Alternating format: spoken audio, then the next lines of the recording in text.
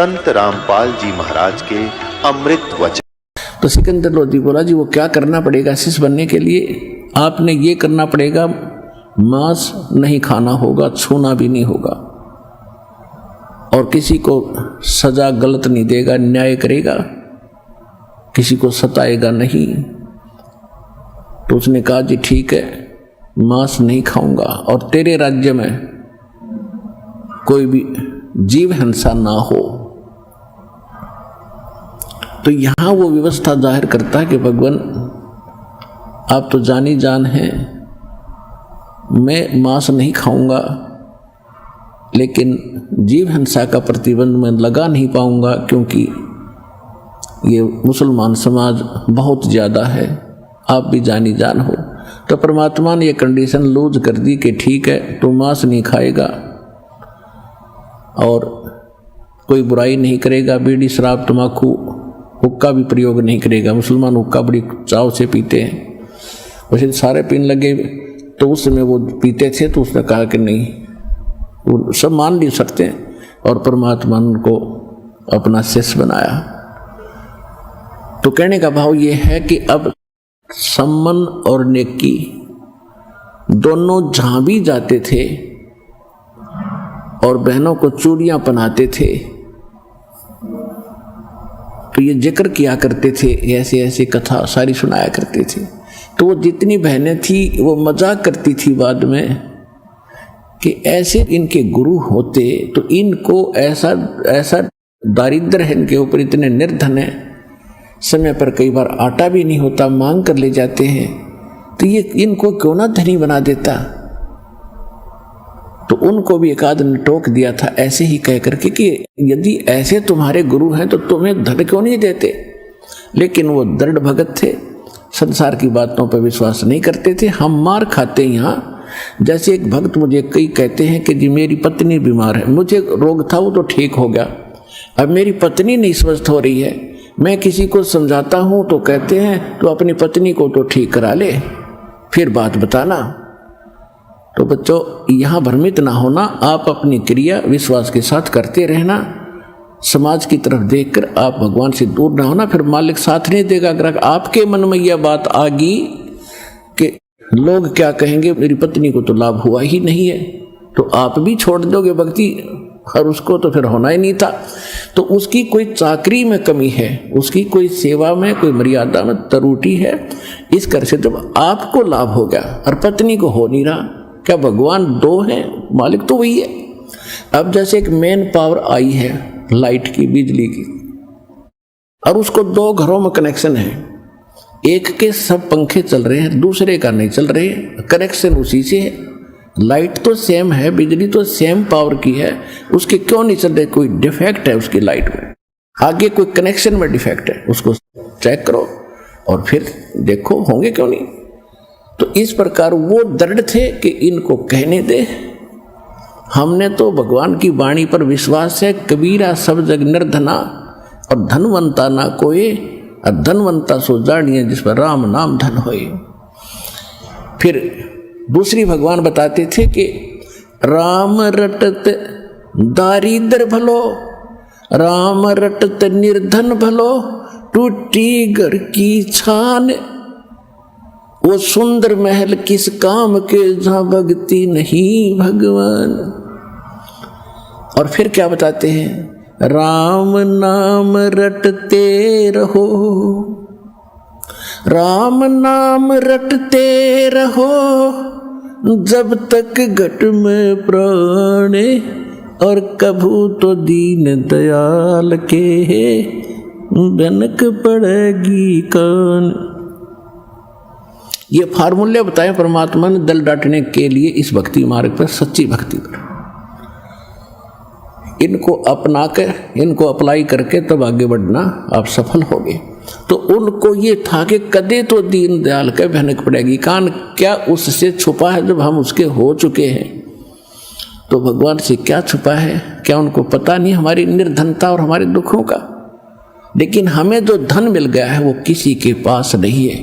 उनको इतना विश्वास था, वो उन बहनों की बातों पर परमात्मा के प्रति अविश्वास नहीं आने देते थे। तो इसलिए कहा कि सत न छोड़े सूरमा और सत छोड़े पतजा और सत के बांधे लक्ष्मी फेर मिल गया। कि सत न छोड़ना, अपनी मर्यादा पर दृढ़ रहना, विश्वास रखना, देखना खेल दाता के आन देश में।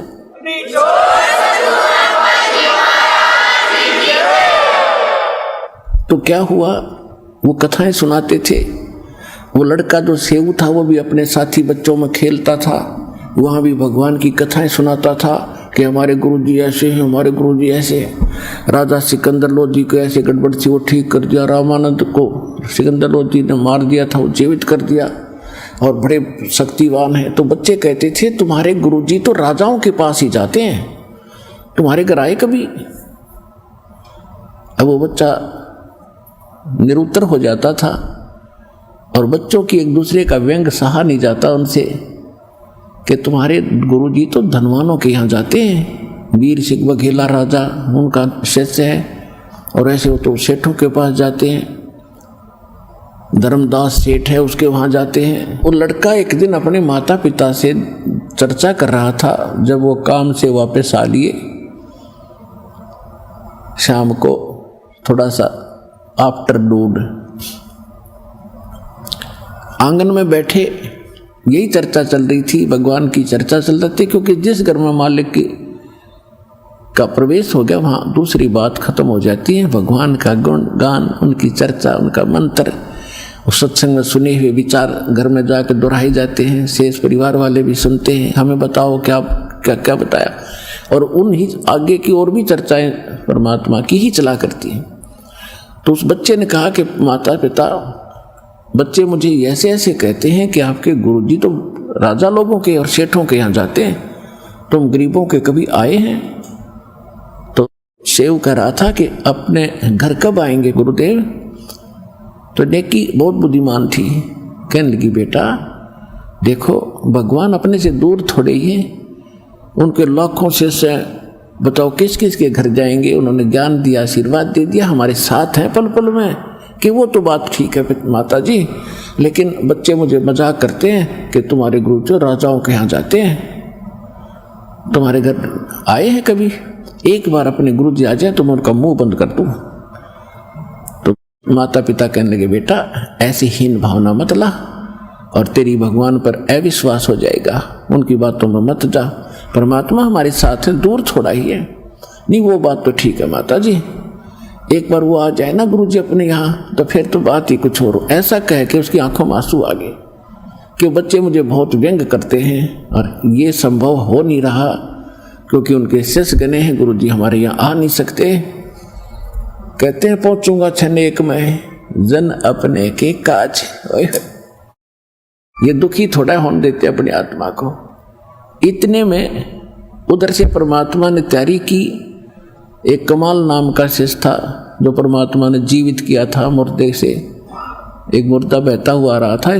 शेख तकी नाम का एक सिकंदर लोधी का धार्मिक गुरु था, मुसलमान। वो बहुत ईर्ष्या करने लग गया था परमात्मा से, जिस कारण से उसने एक कंडीशन रख दी थी कि कोई मुर्दा मेरे सामने जीवित करके कबीर साहब दिखावें तो मैं मानूं कि ये कोई अल्लाह का पैगंबर अवतार है, अन्यथा मैं नहीं मानूंगा और मुसलमान धर्म के लोगों को भड़का दूंगा और सिकंदर तेरे विरोधी कर दूंगा मैं, क्योंकि वो धार्मिक गुरु था सिकंदर लोधी का और पूरे मुसलमान समाज पर उसका होल्ड था।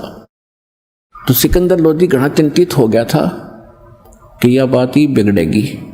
स्वस्थ तो हो गया लेकिन रात जाओगा।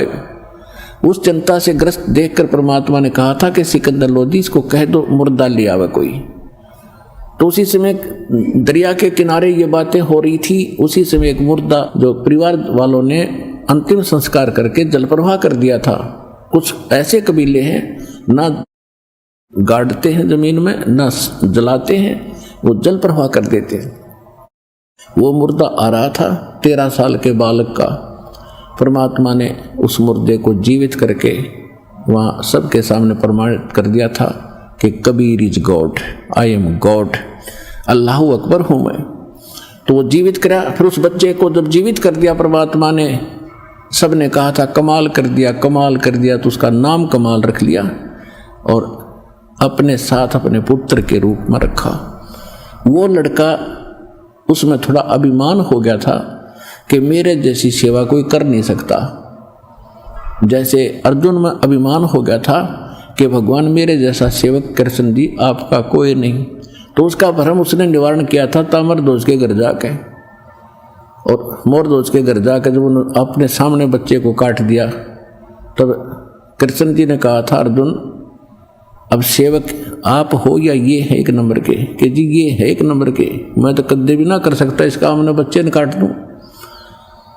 तो कहने का भाव ये उसी, अब आपको दो भगवानों की, समर्थ की और इस छोटे भगवान की भिन्नता बताई जा रही है कि छोटे मोटे थोड़े बहुत गुण तो सभी में मिलते जुलते होते, लेकिन समर्थ के गुण फिर आगे चल के अलग ही होते हैं। वो तो एक तामर लड़के को जीवित किया, यहाँ हजारों प्रमाण दे देगा दास, और आज यहाँ होने लग रहे, यहाँ होने लग रहे। आज से चौथा दिन है, एक माई अपने दोते को लेकर आई थी यहाँ पर, वो आई होगी आज अवश्य, 1.5 वर्ष का बालक और उसकी लड़की साथ में, उस दोते की माँ।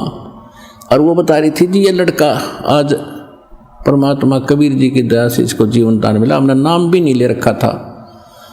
सत्संग सुनते थे साधना टीवी पर डेली, उसका पिताजी यानी दामाद उस माई का, वो भी आया हुआ था। चौथा दिन है उस दिन, लड़का बाल्टी में चढ़ गया पानी की भरी में, कैसे पटड़ी पुटड़ी पर चढ़ के उसमें मुंदे मुँह गिर गया। 2-2.5 घंटे पड़ा रहा, किसी ने संभाला नहीं। जब देखा खोज हुई तो उसमें मरा पाया, उसको बाहर निकाला, आसपास गांव के जो वैद्य थे उन मृत डिक्लेयर कर दिया।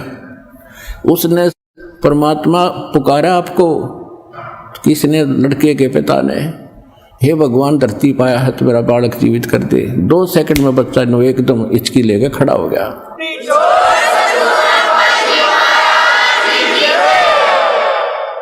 जब तक था नाम भी ना लिया था उसने, ने बोली सारा परिवार आ रहे हर नाम ले लिया आज। तो यहाँ लाखों कर दिया, कबीर भगवान कर रहे हैं, वो मालिक आज भी वही है, परंतु हमने उससे लाभ लेने का तरीका नहीं मालूम था। अब हमारे पास वो कंप्लीट वे है उस भगवान से लाभ प्राप्त करने का।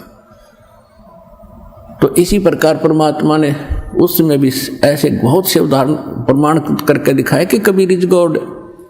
हम एक ताम्रध्वज मोरध्वज के गीत गाएंगे, इस मालिक के असली महत्व को कूड़े में डाल दिया, करकट में डाल रखा था हमने लाल को, और कौड़ियों के गुण गा रहे थे हम, उनको कीमती बता रहे थे। अब कमाल कहने लगा कि महाराज मैं आपके साथ चलूंगा, मेरे बगैर आपकी कौन सेवा करेगा?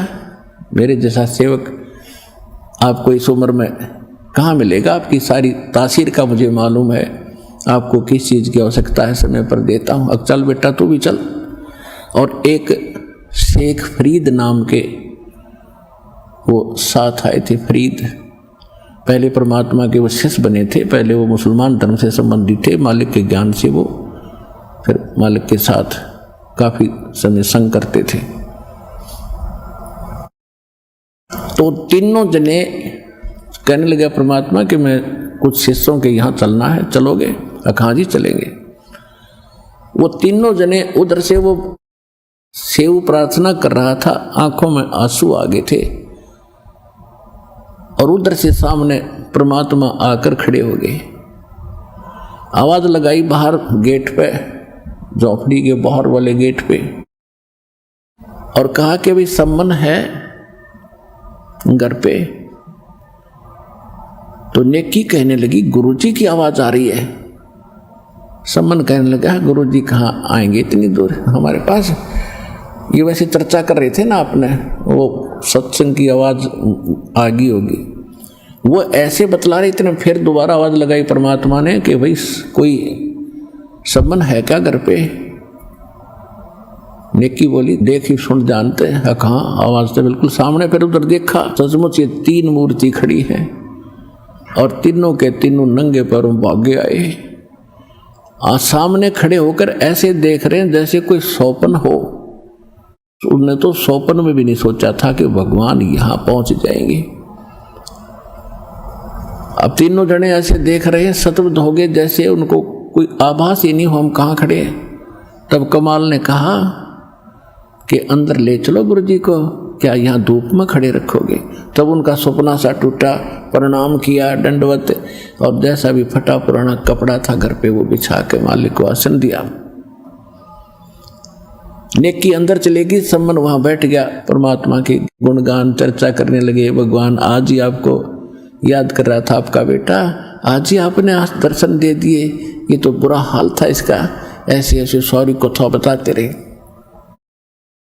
ऐसे आध पौन घंटे के बाद सम्मन ने कहा महाराज भोजन की सुनाओ, प्रसाद की सुनाओ, मालिक अभी लोगे या डट के लोगे? परमात्मा बोला भी तैयारी करो, पैदल चल कर आए हैं, भूख तो सभी को लगी है। अच्छा जी अभी बनाते हैं।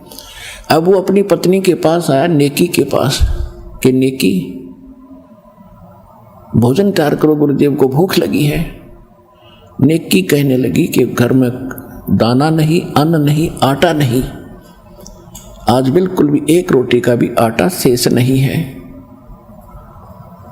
तो सम्मन कहने लगा किसी से उधारा मांग लाओ। नेकी कहने लगी मैं उधारा मांगने गई थी, जहां मुझे आशा थी सबने मना कर दिया है, और मैंने ये कहकर मांगा कि हमारे गुरुजी आए हैं, हमें आटा दे दो उधारा, आपका तुरंत ही दे देंगे कुछ ही दिनों में। तो उन्होंने कहा कि जब तुम्हारे गुरु इतने शक्तिशाली प्रबल हैं, कथा सुनाया करते हो, तो तुमने क्या जरूरत है मांगने की, हमारे पास आटा नहीं है, जाइए। आज वो जानबूझकर बकवाद हमारे साथ कर रहे हैं और इसका बहुत बड़ा हमें दुख हो रहा है और इनको बड़ा हानि हो जाएगी। तो सम्मन ने कहा कि आप अपना ये चीर दे दो, ओढ़ना कपड़ा जो सिर पर ओढ़ती हैं बहनें अलग से, ये अपना चीर दे दो, ये कपड़ा दे दे चुंदड़ी, और इसको मैं गिरवी रखाऊंगा। तो वो कहने लगी मैं ये भी गिरवी रखने गई थी, ये बीच से फटा हुआ है, इसको कोई गिरवी भी नहीं रखता, और चीर मेरे पास है नहीं। इतने निर्धन थे लेकिन दृढ़ भगत थे। अब सम्मन कलेजा पकड़ कर बैठ गया जमीन पर, चक्कर आने को हो गया कि भगवान मुझ नीच को ऐसा दुर्भाग्यशाली जन्मा है, मैं कितना पापी रहा हूँगा, पिछले जन्म में मैंने दान नहीं किया, मैंने कोई पुण्य नहीं किया, जिस कारण से परमात्मा बताते हैं जो दान करता उसी को धन मिलता है। यदि मेरे पास आज धन होता तो मैं खूब दान करता, और आज गुरु जी भूखे जाएंगे मुझ पापी के द्वार से। हे परमात्मा यह जमीन क्यों ना फट जाती, इसमें चला जाऊं अंदर में, क्या शकल दिखाऊंगा। ऐसे वो विलाप कर रहा था। तो नेकी ने कहा कि ऐसे कुछ नहीं बनेगा, एक काम करो, तुम दोनों पिता पुत्र आज रात्रि में चोरी करके लाओ आटा, और सुबह गुरुदेव को भोजन करा देंगे। तो बोल दे ऐसे कि जी सुबह भोजन कराएंगे, समझ जाएंगे, वो जानी जान है, वो तो महापुरुष हैं कि कोई आंट अडास होगी वो समझ जाते हैं। तभी वो लड़का बोला शेऊ, कहने लगे माताजी गुरुजी तो बताते हैं जो चोरी करते हैं उनका तो सर्वनाश हो जाता है, आप चोरी करने को कह रहे हो। तब उस माँ ने बताया बेटा चोरी करना अपने लिए नहीं महापुरुषों के लिए करेंगे, कि चोरी तो चोरी ही है चाहे किसी लिए करो। लड़का इतना दृढ़ था ज्ञान में। तब माँ ने बताया बेटा चोरी मैं इसलिए करने को कह रही हूँ कि इस नगरी में हम बसे हैं, हमने यहाँ मजदूरी करके निर्वाह किया है, ये लोग बुरे नहीं हैं लेकिन कोई दुर्भाग्य इनका आगे अड़ गया। आज यदि इस परमात्मा यहाँ से भूखे चले गए बेटा नगरी नष्ट हो जाएगी। फिर एक कथा सुनाई कि ऐसे एक नगर में अभिमानी पैसे वाले लोग बहुत थे, साधु संत आते थे, वो केवल अपने ही किसी इष्ट को पूजा करते थे, उसके अतिरिक्त किसी भी संत को या किसी भिखारी को दान नहीं देते थे, और दान तो दूर है वो भोजन भी नहीं देते थे, और उनको कहते थे तुम करके खाओ ऐसे। तो उनकी उस नगरी के बाहर थोड़ी सी दूरी पर जंगल में एक सिद्ध पुरुष, उसका एकलौता शिष्य छोटा बालक 15-16 वर्ष का, वो आके रुक गए। सुबह उसने लड़के को भेजा बेटा भिक्षा ला मांग के। तो सारे नगर में वो मांग कर चला गया, किसी ने भिक्षा नहीं दी, ना रोटी दी, पैसा नहीं लाना, आटा लाना, या अपनी बनाई रोटी लाना। किसी ने नहीं दी, उनको धिक्कार दिया, दरवाजे बंद कर ले, चला जा यहाँ से, करके नहीं खाते, तुम मस्टंडे फिरते हो, दिन में भिक्षा मांगते हो, रात को चोरी करते हो, दिन में घर देख जाते हो, ऐसे बकवास करने लगे। एक कुमारी थी बाहर, उसका गांव से, नगर से बाहर उसी रास्ते पर घर था जिससे उस संत का आना जाना था। तो उस माई ने उसने देखा कि लड़का खाली गया। अब माई को दुख होता है, अपने पुत्र जैसा लगता है कि ये सारी रात का भूखा होगा और आज ये खाली जा रहा है। पता था उसको यहाँ से कुछ मिलना ही नहीं। और विशेषकर कुछ साधु संत ऐसे होते थे जो शूद्र जाति वालों से, निम्न जाति वालों का भिक्षा नहीं मांगते थे उनसे, वो उसी नगरी में भी ऐसे अलग स्थानों से मांगते थे। तो वो इसलिए नहीं बोली कि मैं नहीं दे सकती, साधु संता का काम है, मेरे से नाराज ना हो जा। तो उसने जाके बताया, महाराज जो ऐसे नालायक आदमी है, कोई देता ही नहीं और धिक्कार रहे मुझे। उनका गुरु बोला, बेटा कल फिर जाना, सुबह फिर जाना। अब सुबह फिर गया, लड़का फिर खाली आ रहा था वापस। तो उस कुमारी ने कहा कि वह विधवा थी, 5-4 बच्चे थे उसके। उसने कहा, महाराज मैं जाति से कुमारी हूँ और मैं कल से देख रही हूँ आप भूखे हो, मुझे अपने बच्चे जैसे लगते हो, आप कैसे जी रहे हो। उस माँ का क्या हाल होगा जिसने इकलौता पुत्र बाबा बना दिया। और मैं कुमारी हूँ, ये रोटी ले जा। आटा को आटा भी दे दिया, रोटी अलग से दे दी। तेरे आपके गुरुजी कहें तो खा लेना, उनको बता देना कि मैं इस जाति से हूँ। उसने बच्चे ने दोनों साधन ले लिया, आटा भी ले लिया, रोटी भी ले ली। चल, संत ने पूछा, बेटा मिला? कि नहीं, जहाँ से मुझे आपने लाने की आज्ञा दी थी उच्च घरों से, वहाँ से नहीं मिला। एक ऐसे कुम्हार जाति की माई ने ये शब्द कहे हैं। और बेटा मुझे मालूम था कि यहाँ से तुझे ये आटा देंगे नहीं, भिक्षा नहीं देंगे, बहुत अभिमानी लोग हैं। तो संत ने कहा कि वापस जा और उस माई ने कह दे कि इस नगर को छोड़ दिया शाम तक और किसी को बताएगी नहीं। आज रात को ये 12 बजे के बाद ये नगर नहीं रहेगा। ये इतने अभिमानी और संतों का अनादर करने वाले लोग हैं।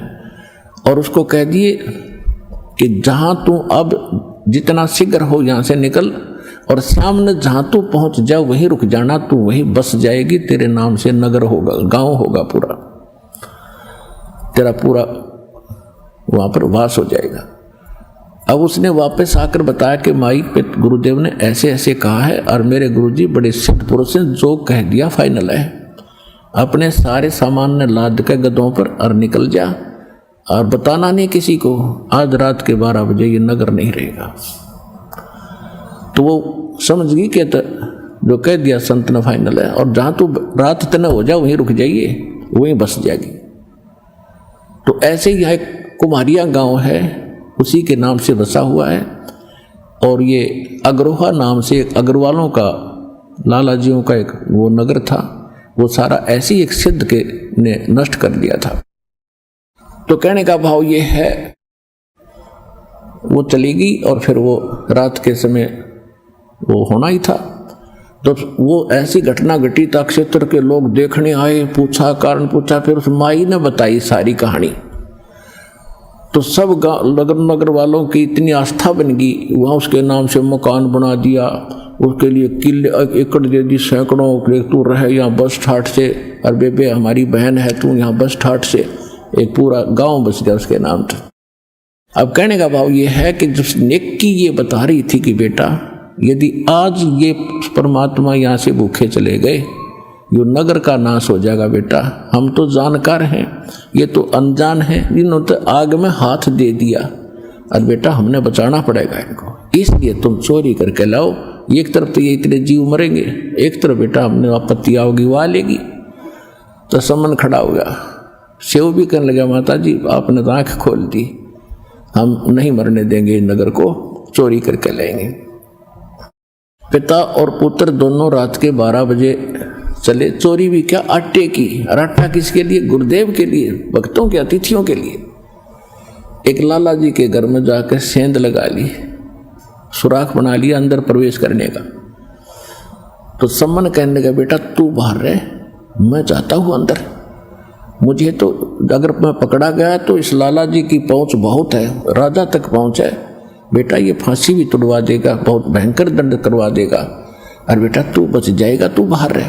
तो सेव कहने लगा पिताजी मैं बालक हूँ, बालक पर रहम भी हो जाएगा, अगर पकड़े गए तो आप बाहर रहो। यूं कहकर सेव घुस गया उसमें, और जाके सम्मन ने कहा कि 3 शेर से ज्यादा ना लाना, 3 अतिथि आए, तीनों को खिला देंगे उसे। अब उसने अंदाजा सा अपनी फटी पुरानी चद्दर में बांध के चलन लगा, आवाज होगी किसी तराजू पर पैर टेक गया, उसका खुड़का दुड़का होने से लाला जी जाग गया।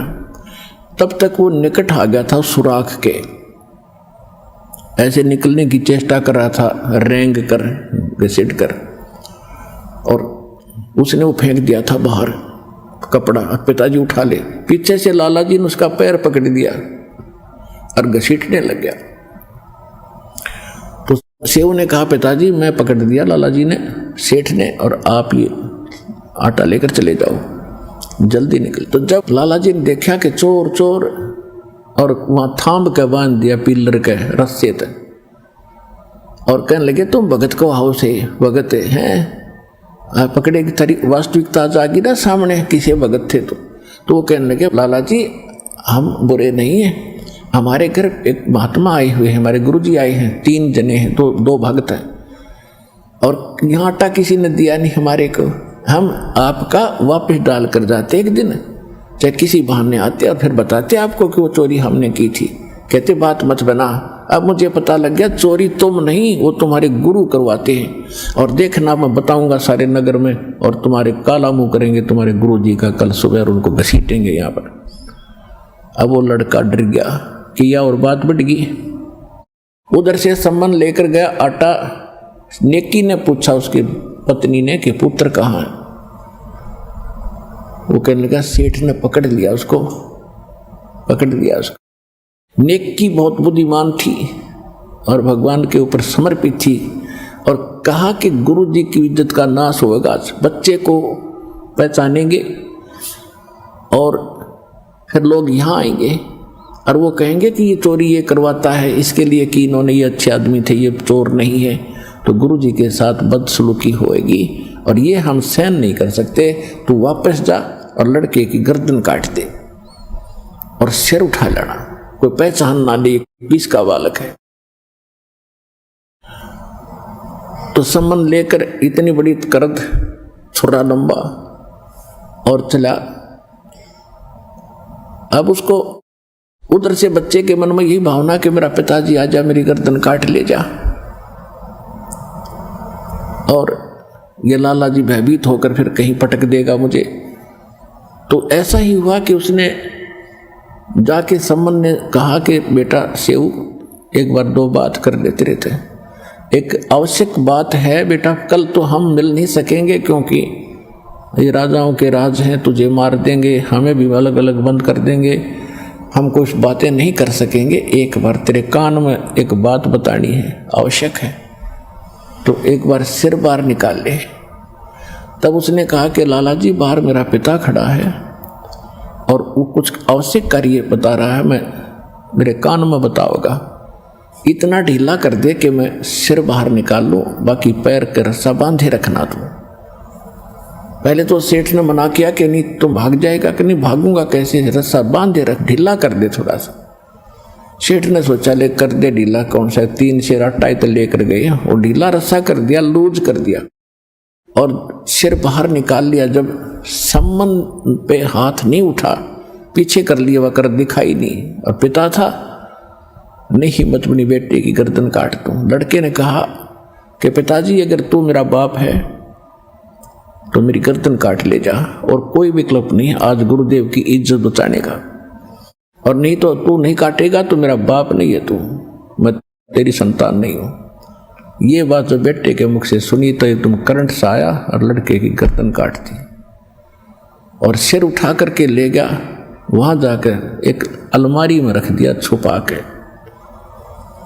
नेकी कहने लगी तू वापस फिर जा, लाला जी उस लाश को घर नहीं रखेगा, सब को वो डर जाएगा, उसको कहीं घसीट के डाल के आएगा दूर खंडर में, उसने लाला जी ने इतने में ऐसा ही कर दिया, उसको घसीट कर ले गया रातों रात। एक पजावा था, पजावा कुम्हारों का गड्ढा ज़्यादा हो जाते उसमें पटक के आके अपनी जो सुराख किया था उसको ठीक ठाक करके अब उस पर गारा गुरा लीप कर रेत रात मार दिया, जैसे कुछ नहीं हुआ। अब सम्मन वहाँ देखा, उसकी जो घसीट बच्चे की जा रही थी पैरों की, उनके साथ साथ वहाँ पहुंचा, उस धड़ को उठा के घर ले आया, एक कोने में डाल दिया, खराब से कपड़े उसके ऊपर डाल दिए और ये सोचा था कि खाना खिला के महापुरुषों को भेज देंगे, बाद में बच्चे का अंतिम संस्कार करेंगे। अब शाम को तो मालिक से अर्ज कर ली, भगवान सुबह खाना खिलाएंगे। अच्छा बेटा सुबह खा लेंगे, कोई बात नहीं, तो भूख से भी खत्म होगी, पता नहीं क्या बात हुई। साधु संत ऐसे ही होते हैं। और वो तो मालिक थे, तो सुबह वक्त से खाना बना दिया कि गुरुजी ने आगे जाना है, और वो कह रहे थे सुबह जल्दी जाना भाई, मैंने आगे किसी भक्तों के पास, तो वक्त से खाना खिला के इनको भेज देते हैं कि इनको पता लग गया कि लड़का कट मर गया है तो ये खाना नहीं खाएंगे। तो सम्मन ने कहा नेकी रोना मत। अक नहीं, मैं भी नहीं रोऊंगी, तू भी मत रोना। कि नहीं। तो उन्होंने भोजन बना के 3 उनमें डाल दिया, पात्रों में, मिट्टी के दोनों में, और कहा भगवान भोजन भोग लगा लो, क्योंकि 3 जने थे, परमात्मा 2 भक्त थे। परमात्मा ने कहा ऐसे नहीं, इनको 6 भागों में बांटो सारे प्रसाद को, और प्यार से खाएंगे, प्रसाद बना के सबको खिलाएंगे, आप भी मेरे बच्चे हो। नेकी और सम्मन ने बहुत कुछ मना किया कि नहीं फिर खाएंगे, फिर कहे नहीं। उन्होंने 5 दोनों में डाल दिया। परमात्मा बोले 6 में करो, कि बच्चा तभी जागा नहीं है, सो रहा है, कोई बात नहीं, उसको भी खिलाएंगे, प्रसाद प्रेम। अब ज्यादा बात ना बढ़ाने से उन्होंने कहा चलो 6 में कर देते हैं। आवाज लगाएंगे, कहेंगे जी उठता नहीं, कहीं खेलने चला गया होगा। उन्होंने तो ये सोचा ऐसे कह दूंगा जा करके कि वो तो कहीं बाहर चला गया महाराज जी, यह है नहीं, ऐसा सोच कर 6 में कर दिया। और कहा बैठो और बुलाओ सेव को। तो परमात्मा ने कहा आओ सेव जीम लो, यानी भोजन खाओ, ये प्रसाद प्रेम, और शीश कटा करें चोरों के, संतों को नितक सेम। सेव धड़ पे शीश चढ़ा और बैठा पंगत माही, और नहीं निशानी गर्दन के, ये ओ सेऊ अकनाही। बोलो कबीर भगवान की जय।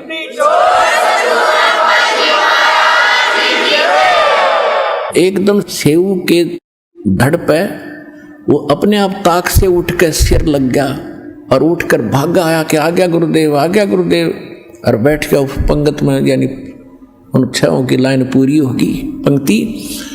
और परमात्मा कहा आओ सेऊ जीम लो, ये प्रसाद प्रेम, और सिर कटा करें चोरों के बेटा, संतों के नितक सेम। और सेऊ धड़ पे सिर चढ़ा और बैठा पंगत माँ, और नहीं निशानी गर्दन के, यू ओ सेऊ उगना, निशान भी नहीं था उस बच्चे के। माता पिता उठकर देख कर आए कि क्या हो गया, वहां पर सिर्फ रक्त पड़ा था थोड़ा सा शरीर, और सब तो सामने वो बच्चा उनका जीवित था। बोलो कबीर भगवान की जय।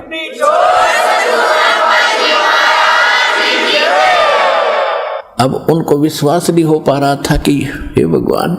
तो परमात्मा ने कहा बेटा सत ना छोड़े सूरमा, और सत छोड़े पत जा, और सत के बांधे लक्ष्मी फेर मिल गया। परमात्मा ने आशीर्वाद दे दिया बेटा आज से तू धन धान्य से पूर्ण हो जाएगा, लेकिन इस माया में उलझना मत, इसको दान धर्म में लगाते रहना। अब वो तो ऐसे कहकर चले गए, सतगुरु जो चाहे सो कर दे।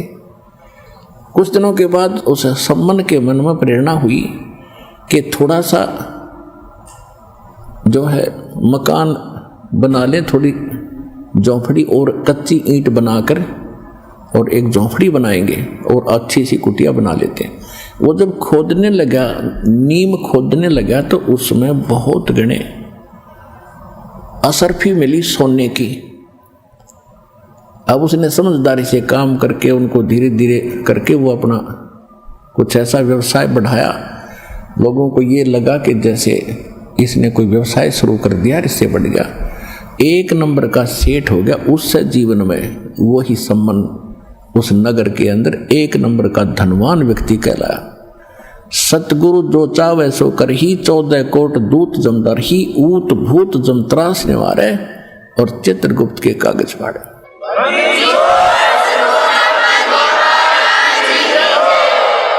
अपने आत्मा, ये थी अमर कथा, ये थी सत्यनारायण कथा। ये तो इन्होंने कूड़े के ढेर में डाल दी, हमारा छीट भी नहीं लगने दी। और एक गीत गाया करते, मोर दोस्त का लड़का जीवित कर दिया कृष्ण भगवान, मोर दोस्त का लड़का जीवित कर दिया कृष्ण भगवान। अब कृष्ण जी की सतीथि अब सामने आई तो विष्णु अवतार थे, और विष्णु की क्या सतीथि आपके सामने स्पष्ट कर दिया दास ने, सब प्रमाण दे देकर। ये देखो, जैसे दादू साहब कहते हैं, और संत सब कूप हैं और कहते धरीता नीर, और दादू अगम अपार है वो दरिया सत कबीर। अब एक तो छोटा मोटा कुआ हो, वो तो एक पीन पान का काम थोड़ा बहुत कुछ मोहल्ले का चला सकता है, वो सारा काम नहीं कर सकता। इसी प्रकार कोई झरना जरीता नीर यानी झरना बह रहा हो तो कुछ क्षेत्र में थोड़ी बहुत सिंचाई कर सकता, बाकी क्षेत्र भूखा ही भरेगा। और एक दरिया बह रही हो, वो सारे काम करे। तो ये छोटे मोटे गुण तो साधु संत इन छोटे मोटे भगवानों में सब में होते हैं, लेकिन इतना अंतर समझना, और संत सब कूप हैं कहते झरीता नीर, दादू अगम अपार है वो दरिया सत कबीर। तो ये वो समर्थ है जिसमें सारे ही गुण संपन्न हैं, वो भी काम कर सकता है, और उनसे आगे भी जो सबको सुख दे सकता है वो कबीर भगवान है। अब धर्मदास जी ने फिर एक प्रश्न किया, कहने लगे मालिक आप कहते हो कि वैसे तो मुझे अविश्वास होना मेरा गलत है, लेकिन प्रश्न ना करूंगा तो मुझे कचोटते रहेंगे कि जैसे श्री कृष्ण जी के पास एक विपर सुदामा बहुत निर्धन था, और वो 2 मुट्ठी चावल लेकर गया था सूखे, उनको खा करके एक उनका बहुत सुंदर महल बना दिया उस द्राविड़ देश में। सुदामा जी का कितना सुंदर महल बना दिया, उसको धन दे दिया। तो इन बातों से हम बहुत प्रभावित हैं मालिक। तो पुण्यात्मा दास बताएगा उस समर्थ की महिमा। देखो, अब जैसे आपको पता है कि ये किस सत्र के भगवान है। जैसे एक तो मंत्री, कोई राज्य का प्रांत का मंत्री, वो भी थोड़ी बहुत राहत दे सकता है, लेकिन जो प्रधानमंत्री देगा वो नहीं दे सकेगा। इतना अंतर समझना। अब क्या था, जैसे सुदामा जी को केवल कितना दे दिया, एक कोठी बनवा दी और धन दे दिया, उसका वो एक जीवन थोड़ा सा व्यापन ठीक हो गया। और जन्म मृत्यु ना सुदामा की बची ना कृष्ण की, पशु योनि में जाना ना कृष्ण का बचा ना सुदामा का बचा। अब कथा सुनाता दास। एक तैमुरलंग नाम का लोहार था, मुसलमान लोहार, और परमात्मा कहते हैं जो जन मेरी शरण है ताका हूं मैं दास, और गेल गेल फिरता रहूं जब तक धरती आकाश। अब परमात्मा पिछले संस्कारी हंस होते हैं उनके। अब तैमुरलंग की माँ बड़ी भाग्यवान थी, मुसलमान जाति में थे, इतनी दयालु थी कि आए अतिथि को भूखा नहीं जाने देती थी। कई बार ऐसी सतिथि होती थी, जैसे कोई रास्ता चलता राहगीर भी होता था, यात्री को भी प्रार्थना करके भोजन खा के जाना जी, वो भोजन खिलाती थी। तो बच्चे में वो संस्कार साथ साथ पल रहे थे। अब उन्होंने क्या किया, कई बार ऐसे होता था कि अपने खाने का उनके पास भोजन नहीं बचता था, माता बेटा दोनों भूखा सो जाते थे और अतिथि को पूरा संतुष्ट कर देते यात्री को। वो क्या करता था, इतना निर्धन था तैमुरलंग कि अन्य साहूकार लोगों की, धनी लोगों की भेड़ बकरियां चराया करता था, उससे उनको कनक मिलती थी मेहनताना। उसके साथ साथ एक पार्ट टाइम और टाइम करता था, पार्ट जॉब, एक लोहार के एहरन पे चोट लगाने की मजदूरी करता था शाम के समय। इतना निर्धन था, तब माँ बेटा दोनों का गुजारा मुश्किल से हो रहा था। उधर से वो रोटी लेकर गया था, घर से बांध कर ले जाता था, खाना खा चुका था, तब परमात्मा वहां पहुंचे और एक फकीर साधु के रूप में। तो तैमुरलंग एक धार्मिक माँ से जन्मा था। उसने कहा महाराज भोजन खाओगे, भूख लगी होगी। कहाँ बेटा भूख लगी है? कि महाराज मैं तो अभी भोजन खा लिया, आप पहले आ जाते तो आपको भोजन मैं यहीं दे देता। अभी मैं गांव से लाता हूँ अपनी माँ के यहाँ से, घर से थोड़ी दूरी पर, घनी दूर नहीं है। और महाराज एक ध्यान करना, कोई बकरी भेड़ बकरी चली ना जा कहीं, मैं गरीब व्यक्ति हूँ और हमसे इनका कर्जा पूरा नहीं होगा अगर गुम होगी तो। परमात्मा बोले बेटा निश्चिंत रह, तू जा। उसने अपनी माँ से बताया कि माँ ऐसे ऐसे एक साधु आया है और भूखा है। माँ ने जब 2 रोटी बनाई तो बोली बेटा मैं साथ चलूँगी और मैं दर्शन भी करके आऊँगी और बर्तन ले आऊँगी, तो कहीं फिर आएगा तो बकरी भेड़ बकरी गुम ना हो जाए, तो चौकस रहना, छोड़ क्यों आया बेटा? तो उन्होंने कहा माताजी मैं महाराज जी से कह के आया हूँ, वो संभालेगा। कि अच्छा चल। तो फटाफट 2 रोटी बनाई, जैसा घर में आटा था सारा का उतना ही बचा था और लेकर चले गए। महाराज जी ने एक रोटी खाई। जब वो रोटी खाने लगा उसी समय माई कहने लगी महाराज हम बहुत निर्धन हैं, हमारे घर पर तो कई बार आटा भी नहीं रहता है, दया करो, कुछ आशीर्वाद दो, हम कुछ 2 रोटी हमें ठीक मिल जाए। ऐसे उसने रोटी परमात्मा ने एक खाई, तब तक उसने 2-3 बार यह बात दोहरा दी। रोटी खाकर पी का पानी का लोटा जल।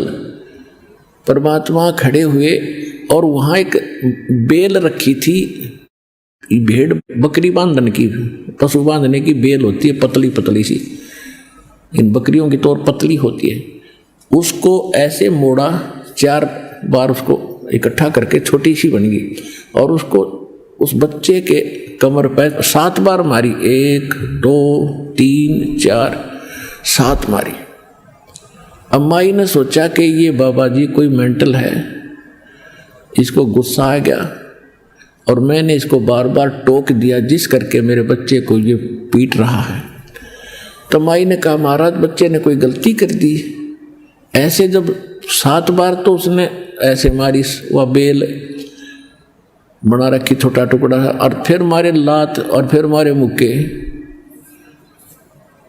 तो माई ने सोचा बाबा जी का क्योंकि शरण सी उठ गई, इसका क्या गलती होगी हमसे। तो पूछने लगी महाराज बच्चे ने कोई गलती कर दी? कि नहीं माता माई, जो पहले मैंने 7 संगल मारी है ना ये बेल, ये 7 पीढ़ी का राज दे दिया तेरे बेटे ताई, और आगे जो लात मुक्के मारे ना फिर ये छोटे छोटे टुकड़ों में तुम्हारा राज्य बैठ जाएगा। 7 पीढ़ी का राज दे दिया तेरे। यूं कहकर वो अंतर्ध्यान हो गए भगवान। माई तब तक सोच रही थी बाबा जी कति मेंटल है, रोटी खाने का बहुत नहीं, 7 पीढ़ी के राज का आशीर्वाद दे रहा है। तो जब वो अंतर्ध्यान हो गए महाराज, तब उनका दिल हो गया कि ये तो कोई फरिश्ता ही था, ये तो कोई फरिश्ता था, ये तो महान आत्मा थे, कोई पाक आत्मा थी। पर उस समय यह बात नहीं जचाई थी कि बेटा राजा हो जाएगा। अब क्या हुआ, कुछ दिनों के बाद वो जिस अहरण पर चोट लगाने जाता था, स्वप्न में मालिक कबीर भगवान ने उसको स्वप्न दिखाया कि बेटा जो अहरण वहाँ डला हुआ है उसके नीचे बहुत खजाना है, माया पैसा असरफी सोना बहुत ज़्यादा है, उस अहरण को तू परचेज कर ले। अब वो सपने में कह रहा महाराज परचेज कैसे करूँगा, हमारे पास तो एक पैसा नहीं है कि ये मेरा काम है, तो उससे प्रार्थना करना फिर आगे मैं जानूँ। तो उसने अपनी माँ से बताया माँ आज वो महात्मा दिखे थे वही के वही, और उन्होंने ऐसे ऐसे कहा है और मुझे बताया है कि उसमें ऐसा खजाना दबा हुआ है, उसको धीरे धीरे व्यवसाय बढ़ाना, एकदम किसी को बताना नहीं तो बात बिगड़ जाएगी। तो माँ कहने लगी बेटा दिखा मुझे भी थे आज रात में, वही महात्मा थे, वो क्या कह रहे थे ये मुझे याद नहीं रहा, इतना जरूर तूने बता भी याद आया कि वो दिखाई दिए थे मुझे, कुछ बोल रहे थे। तो उसने बताया माता जी ऐसे ऐसे कहा कि बेटा है तो असंभव, फिर भी प्रार्थना करके देख ले, जब बोला है। तो उसी दिन शाम ने उसने उस ऐर पर उधर से परमात्मा कहते हैं जब करे करावा साईं मन में लहर उठा और दादू सिद्धर जीव के आप बगल हो जा, उधर से ऐरन वाले के मन में यह प्रेरणा कर दी कि ये स्थान मेरे लिए थोड़ा है और बाहर मेरा अपना प्लाट है, इसको कोई मोल ले ले, चाहे उधार ले ले साल भर के लिए, मैं उधार भी दे दूंगा और मैं वहाँ अपना आयरन लगा लूँगा, वो अच्छा ठीक व्यवस्था कर लूँगा। तो उस दिन वो तैयार करा मालिक ने उधर से आयरन वाला, उधर से उस गरीब ने प्रार्थना की कि भाई मैं भी तेरा लोहार भाई हूँ और मेरी इच्छा है कि मैं थोड़ा बहुत काम अपना स्वयं कर लूँ, ये आयरन मुझे दे दो। कि पैसे कब देगा? कि पैसे तब है नहीं, उधार लूँगा फिर दे दूँगा पाई पाई कमा करके। पक्की बात है कि पक्की, लिखवा लूँगा कि लिखवा ले। उन्हें लिखवा दिया, अगले दिन खाली कर दिया, नौका नो छोड़ दिया सारा और वहाँ चले गया। उधर से माँ बेटा ने दोनों दीवार बनाई मिट्टी की, उसके ऊपर एक झोपड़ी डाली, फिर लगे खोदने। वो तो जो मालिक ने भर रखा था खजाना सारा पाया। तो उसने क्या किया, धीरे धीरे पहले बकरियां खरीदी, बकरी भेड़ खरीदी, फिर उनको बेचा, फिर खरीदी, फिर बेचा से दिखाया 1-2 महीने। फिर उसने घोड़ों का व्यापार शुरू किया। तो लोगों ने सोचा भाई तैमूर लंग तो सेठ हो गया और इस व्यवसाय ने इसका हाथ पकड़ लिया, किस्मत जागेगी इसकी, जहाँ हाथ लगाता है इसको तो वारे नारे हो जाते। और वो धन हाथ लग रहा था, मालिक का दिया उसको। उससे पहले जब वो पाली जाता था, गवाला था भेड़ बकरियों का, उस समय एक राजा था उस नगरी का आसपास का। तो वो इतना नालायक था कि गांव की कोई युवा लड़की सुंदर होती, उसी को अपने सैनिकों द्वारा उठवा ले जाता था और अपनी हवस का शिकार करता था। एक उसी के मोहल्ले की लड़की पशुओं के लिए चारा लेकर आ रही थी। उधर से उस राजा के 4 सैनिक उस लड़की को जबरदस्ती उठाने की कोशिश कर रहे थे, घोड़े पर डालने की। उसने और कुछ नहीं दिखा, तैमूरलंग दिखाई दिया उस लड़की ने, आवाज लगाई, रे तैमूरलंग मेरी इज्जत बचाना भाई, मेरी इज्जत बचाना तैमूरलंग। तैमूरलंग ने देखा क्या हो गया, बहन की आवाज़ कहाँ से आ रही है। पाली के पास तो लठ हो है, लठ ठागब आ गया, जाते मट्टा मटून से पाइया गए, मारन लग गया। वो एक था, वो गिनती में कई थे, उसको अच्छी तरह ऐसा मार के डाल दिया, अपनी तरफ से उनको मर्द समझ कर छोड़ा, लड़की को उठा ले गए। जब वो होश में आया तो उसके मन में उसके बाद एक के बात रट लग रही थी कि यदि मैं राजा बन गया, इस राजा को मजा चखाऊंगा, इसने बहनों की इज्जत लूटी है, इसको टुकड़े टुकड़े करके मारूंगा। तो अब उसके हुआ फिर श्रेड उठेगी, अगर राजा बनो, सेना तैयार करो, धन बतेरा हो गया। अब मालिक का आशीर्वाद था कि राजा बनेगा ही बनेगा, वो तो अंकुर मालिक का डाला हुआ, वो तो फलेगा ही फलेगा। तो उसने आसपास के नगर वालों लड़कों को यही कथा सुनाई कि ये राजा बड़ा निकम्मा है, बहन बेटियों की इज्जत लूटता है, तो मेरे सैनिक बनो। आइए अब हम उन श्रद्धालुओं के अनुभव जानते हैं जो जगत गुरु तत्वदर्शी संत रामपाल जी महाराज जी से दीक्षा प्राप्त कर चुके हैं तथा उनके द्वारा बताए गए भक्ति मार्ग पर चल रहे हैं। नमस्कार सर। नमस्कार सर। सर क्या नाम है आपका? मेरा नाम कपिल है। सर कहाँ के रहने वाले हैं आप? मैं इंदौर एमपी से हूँ। सर संत रामपाल जी महाराज से नाम दीक्षा आपने कब ली? मैंने अगस्त 2014 में संत रामपाल जी महाराज से नाम दीक्षा ली थी। सर संत रामपाल जी महाराज से नाम दीक्षा लेने से पहले क्या आप कोई भक्ति साधना भी करते थे? मैं सर जो भी जगत में लोकवेद के अनुसार से भक्ति साधना करता था। मैंने जो है आसाराम बापू जी से और राधा स्वामी जी के सत्संग सुने थे और उन्हीं को मैं वहीं तक मैं सीमित था। तो फिर संत रामपाल जी महाराज की शरण में आप कैसे आए? सर मेरी नानी जी है जिन्होंने कि नाम दीक्षा ली थी, साधना और भक्ति, और फिर मैंने गुरु जी का ज्ञान, संत रामपाल जी महाराज का ज्ञान समझा और उसी के बाद में जो है संत रामपाल जी महाराज से जुड़ा। सर संत रामपाल जी महाराज से नाम दीक्षा लेने के बाद क्या आपको कोई लाभ भी प्राप्त हुए? जी सर, लाभ बहुत सारे हैं। मैं मेन बताना चाहूँगा। सबसे बड़ा लाभ सर मेरा साथ अभी 2 महीने पहले हुआ है। सर मैं जब रात को सो रहा था तो सोने के सर आधी रात से मुझे ऐसा लगा कि कोई मुझे खींच रहा है। तो मेरी आँख खुली तो मुझे ऐसा लगा कि काल के दूत मुझे पकड़ के और ले जाने की कोशिश कर रहे हैं। तो सर मैंने जो है फिर संत रामपाल जी महाराज के द्वारा दिया हुआ सतनाम का जाप किया और सतनाम के जाप से भी सर वो इतने भयानक तरीके से मुझे पकड़ के ले जाने की कोशिश कर रहे थे, लेकिन वो ले जा ही नहीं पा रहे थे मुझे। सतनाम का जाप फिर मैंने और जोरों से करना चालू किया और फिर मैंने संत रामपाल जी महाराज का एक जयकारा लगाकर फिर जोर से, मतलब उस नाम को मैंने जाप करता रहा, मैं उसको बंद ही नहीं किया मैंने। तो फिर वो अपने आप ही मेरी बाह छोड़ के और गायब हो गया अचानक से। और उसके बाद में सर ये एक बहुत बड़ा मेरे साथ लाभ हुआ कि उस दिन मेरी मृत्यु थी लेकिन मैं बच गया। उसके बाद सर और भी लाभ हैं, जैसे कि मेरा एक्सीडेंट सर हुआ।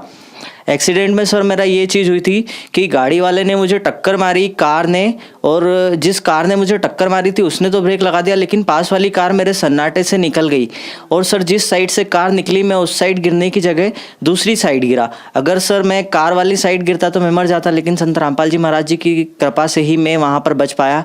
और सर उसके पहले सर मम्मी जो थी हमारी, उनको ब्लड प्रेशर की प्रॉब्लम थी। सर वो ब्लड प्रेशर की प्रॉब्लम पता नहीं कितने सालों से थी। मम्मी बताती कि मेरी जन्म के पहले से ही वो प्रॉब्लम थी, जिसका कि हम लोग, मैं खुद देखता आया था कि मम्मी बेहोश हो जाती थी, कभी कभी चलते चलते गिर जाती थी।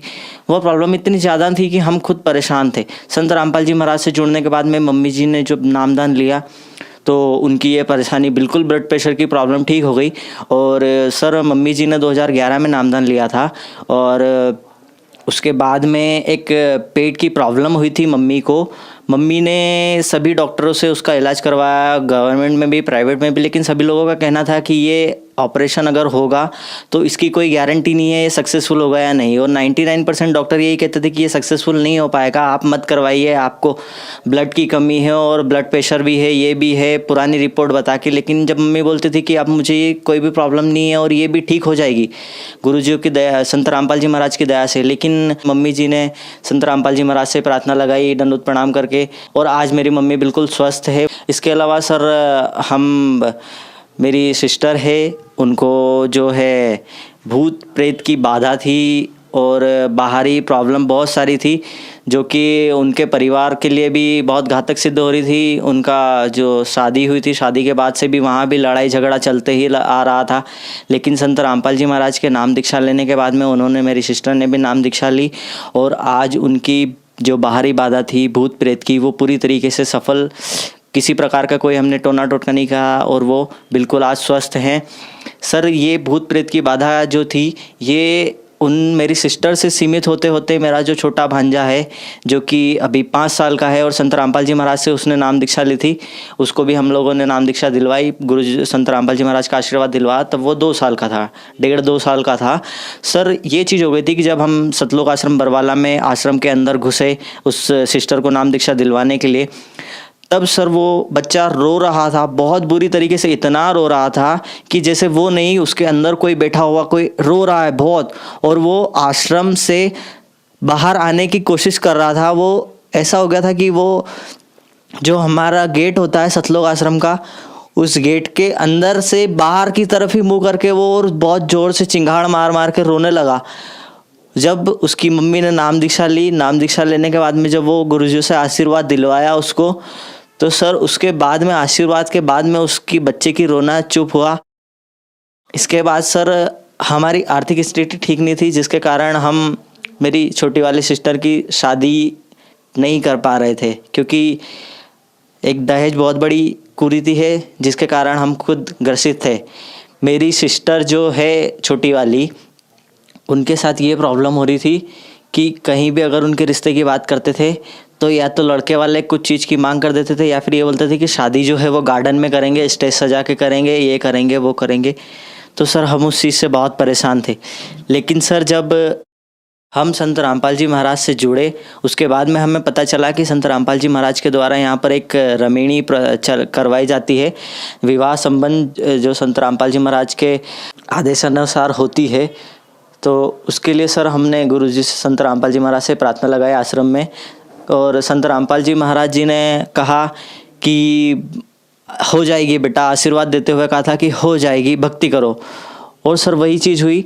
उसके सर 8 महीने बाद ही 2015 में, अप्रैल 2015 में मेरी सिस्टर की बिना दहेज और बिना किसी गार्डन वार्डन के, एक संत रामपाल जी महाराज के अनुयायी ही हैं, उन्हीं से जो है रमणी हुई है, विवाह हुआ है। उसमें ना तो किसी प्रकार का कोई दहेज दिया गया, ना ही किसी प्रकार का कोई कुरीति तरीके का हमने कुछ भी नहीं किया। और आज संत रामपाल जी महाराज जी के आशीर्वाद से ही वो अपना जीवन यापन कर रहे हैं, बिल्कुल सफल और आराम से, किसी कोई परेशानी वाली चीज़ नहीं है।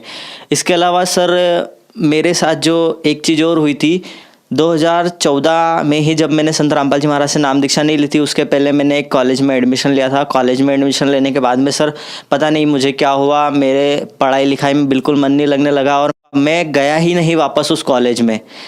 और सर इस चीज़ के लिए मुझे मतलब ऐसा हो गया था, मैं मन से अपने आत्मा से पूरी तरीके से ऐसा हो गया था कि मैं किसी प्रकार से आत्महत्या कर लूँ। मैं अपने घर पे परिवार पे मुझे ऐसा लगता था कि मैं बोझ बन चुका हूँ।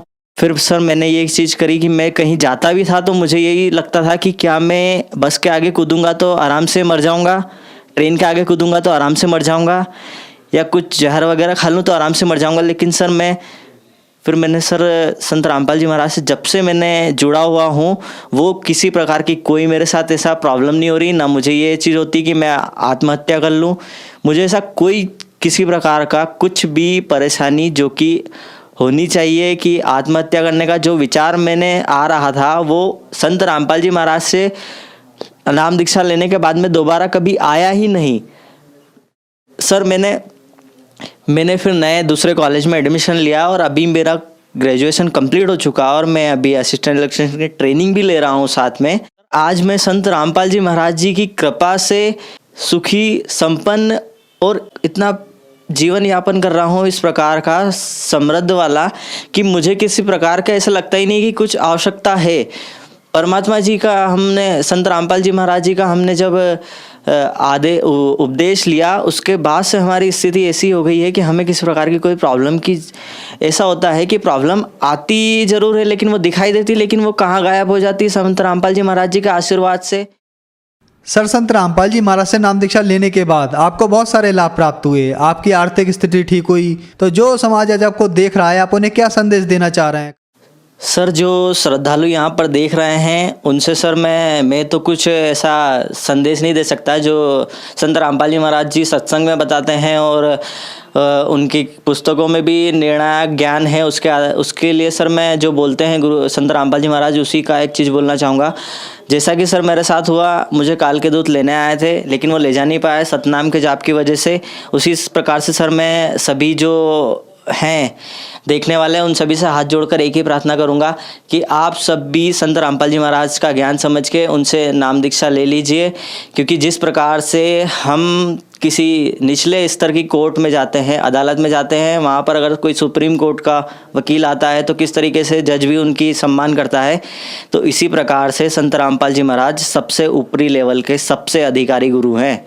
अगर आप उनसे नाम दीक्षा लेते हैं तो आपका जो धर्म राय है वो भी उनके सम्मान में खड़ा होता है, सिर झुकाता है। तो आप सभी संत रामपाल जी महाराज जी से नाम दीक्षा लीजिए। सर, संत रामपाल जी महाराज की शरण में कैसे आ सकते हैं? नाम दीक्षा लेने के लिए आप जो है कई टीवी चैनलों पे संत रामपाल जी महाराज का सत्संग आता है। सत्संगों के दौरान एक संपर्क सूत्र दिया जाता है। नाम दीक्षा लेने के लिए आप उनसे संपर्क कर सकते हैं। आपको जिस भी ज़िले में नाम दीक्षा लेनी हो, जिस भी स्टेट में लेनी हो, कहीं पर भी लेनी हो, आपको वहाँ से पूरी जानकारी मिल जाएगी। आप संत रामपाल जी महाराज से जुड़िए और अपना कल्याण करवाइए। धन्यवाद सर। सत साहेब जी।